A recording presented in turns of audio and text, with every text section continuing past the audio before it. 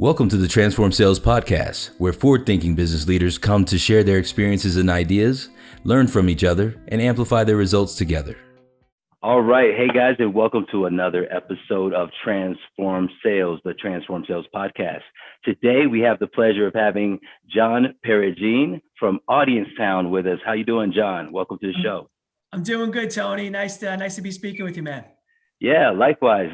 Listen, when I came across the information about Audience Town, I got pretty excited because you guys, I got to congratulate you. You guys did accomplished some amazing feats last year in lieu of COVID.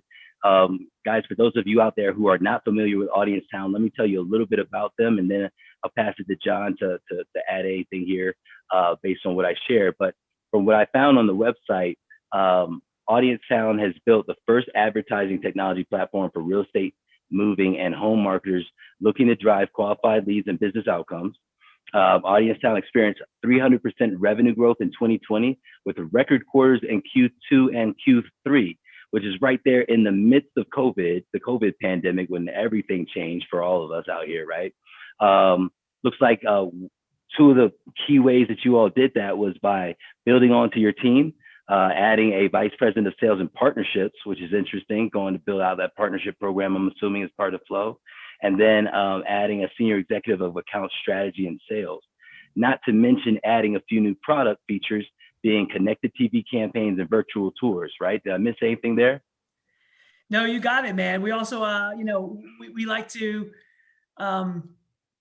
also make sure our clients really understand their customers. So we also released something called a website analysis report, which goes really deep into like the behavioral and psychographic information that marketers really want to know about their consumers so they can message to them better, advertise to them better, as well as learn about who truly is coming to their website. So as you can see from we doubled down on our sales team and our customer service because we really wanted to make, during this challenging time, we really wanted to hold the hands of our clients and make sure that, there was no hiccups in any of the campaigns that we're running, and two, provide really in-depth analysis. So during this time, if sales were slowing down, that clients could really take this time to understand more about who their customers are. And then when things started to pick back up, they can now put this information to work in different marketing campaigns, in search campaigns, in connected TV campaigns. Got it. So just tightening up the offerings, especially, it sounds like there was some adaptation there, making it easier for them to progress towards their goals, even in this area where maybe some of these moves and things of that nature are happening, but require more virtual prowess. You just can't get as much face-to-face time, right? And rely on that interpersonal contact. Yeah, exactly. So we could pivot and we're nimble, which is great. So we understood that a lot of our clients weren't showing homes anymore.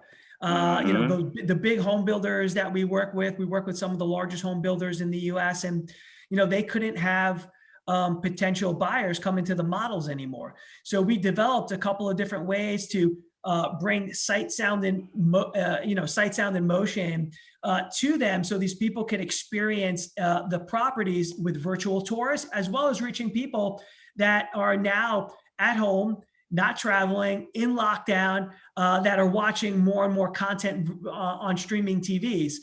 So how do we put this sight, sound, and motion on their large TVs in their living room so they can start to be aware of the brands, be aware of what these products are.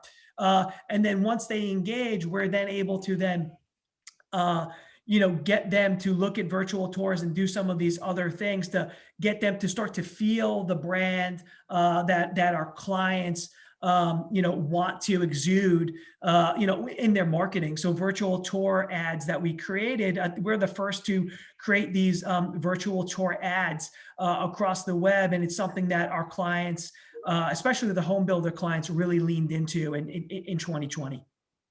Awesome.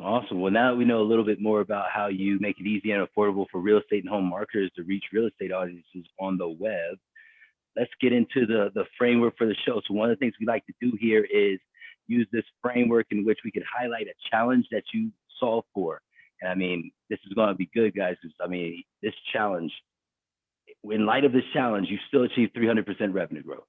So we're going to hone in on what one of those biggest challenges that you faced over the last year were, and take us through how you achieved that. And at the end, we hope that there's something there that other CROs might be able to use, especially if they're facing similar challenges. So what Yeah, was yeah. what was the single biggest challenge that you dealt with last year as it pertains to hitting your revenue goals?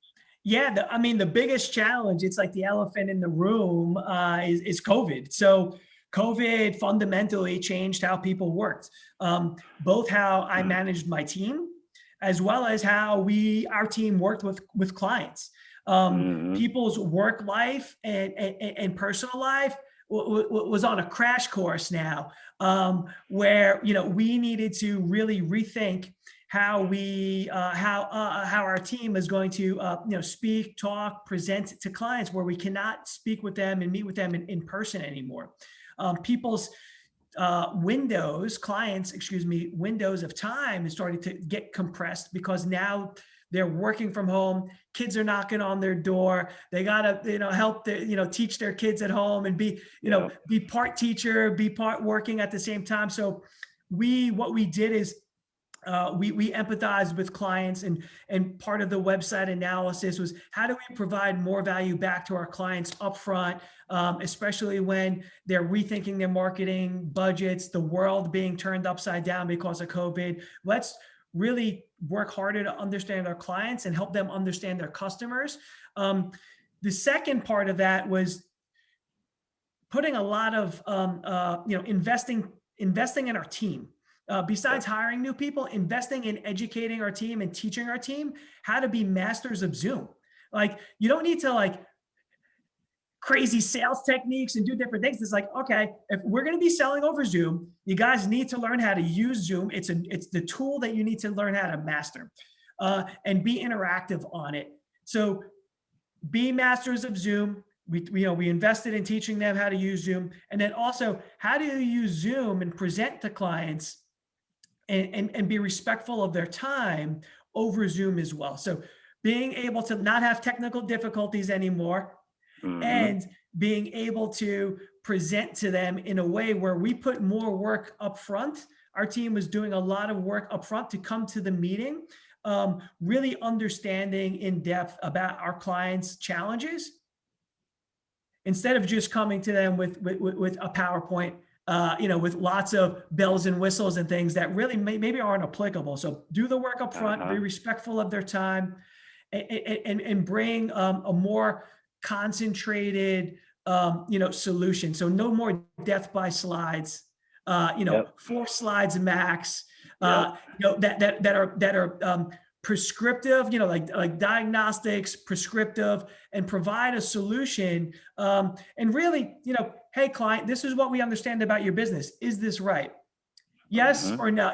Yes, John, your team is on the right track. Yes. But these are other things we're thinking of. Okay, great. So how do you, come prepared, do your homework ahead of time, and then you start off on a much better platform, to have a conversation, as opposed to now the client has to tell you all about their business and all about, you need to do the work up front. So that is what our team doubled down on, was, being empathetic to clients, being masters of the new technology we needed to use to run our business, which is Zoom or Hangouts or whatever the video chat was.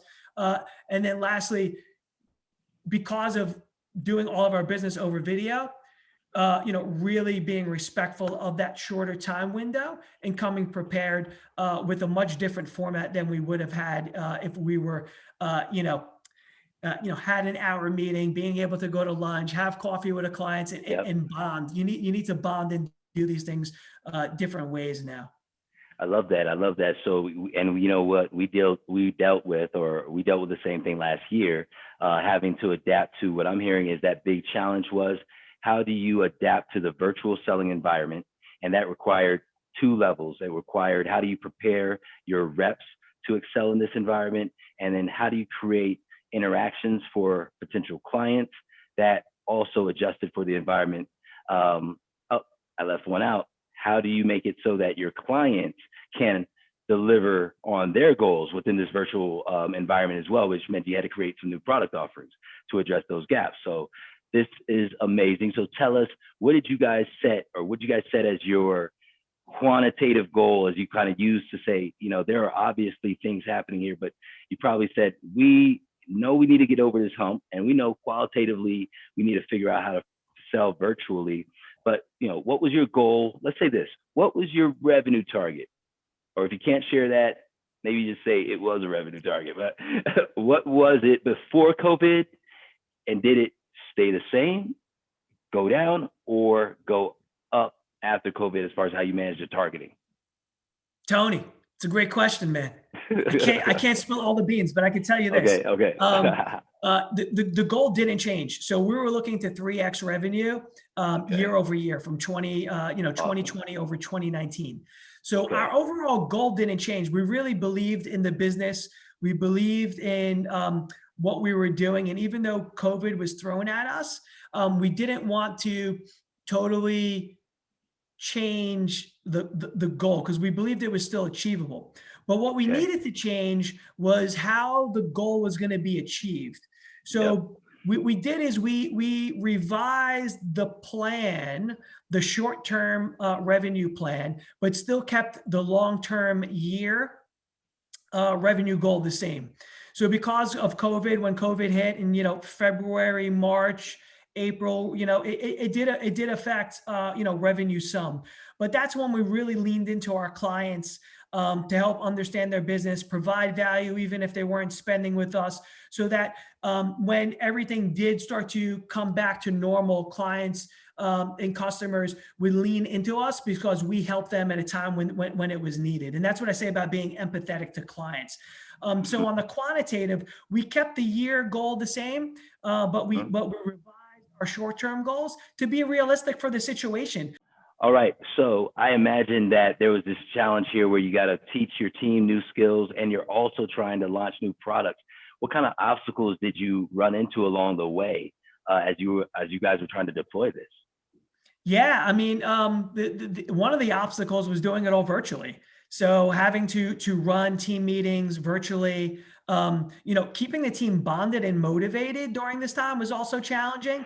So one of the things that we did was we have a status call every morning with the team. This status call that used to be strictly around business and what we're doing for the day, what the team was doing, that started to change, into more morale boosting, water cooler talk. Like a lot of the bonding that would go on in person was removed. None of us are in person anymore. So we started to pivot some of the daily, sales and business meetings to take time into consideration for just the small talk that would go on to keep the team bonded.